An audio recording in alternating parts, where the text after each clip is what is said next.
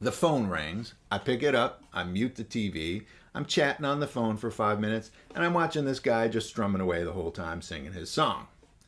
Fine. Goodbye. See you later. Hang up the phone. Unmute the TV. And I notice it's a totally different song in a different key with a different groove. But the guitar player's hand never stopped strumming the whole time. Bing, the light bulb went off over my head, and I realized that this was the secret to teaching string players how to groove. It wasn't a matter of teaching all of these different chop strokes, and this one is down, down, up, up, up, down, down, or down, up, down, or trying to teach 30, 50, 100, a million different variations of grooves. It's way too complicated. There are way too many possibilities. And that's a good thing, because rhythm needs to constantly have variety or it gets boring. We'll get into that later. But it makes teaching it very complicated. And I thought there must be a simpler way, and that moment of epiphany showed me that there is a simpler way.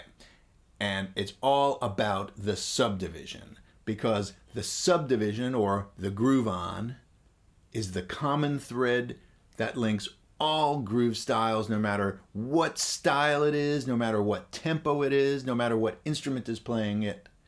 All grooves have one thing in common, and that is that they subdivide the pulse. And the way those subdivisions are handled is what gives that particular style its sound.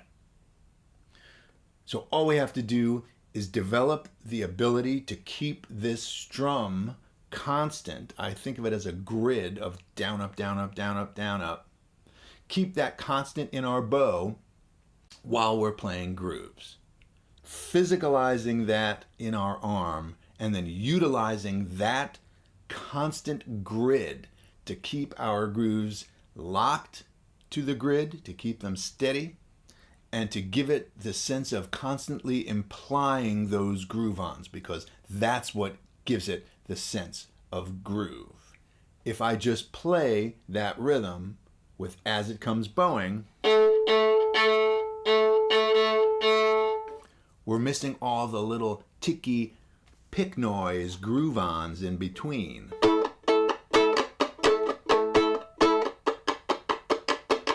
That stuff there, the little ticky noises, whether you believe it or not, is actually what makes it groove. The trick is, it's hard to do that with a bow. How do we do that? Do we bounce it? Do we just accent? How do we ghost? That's the key question, and we're going to get to that soon. So that's it for today. Tomorrow we're going to dig into the groove-on. I'll see you then. You got this.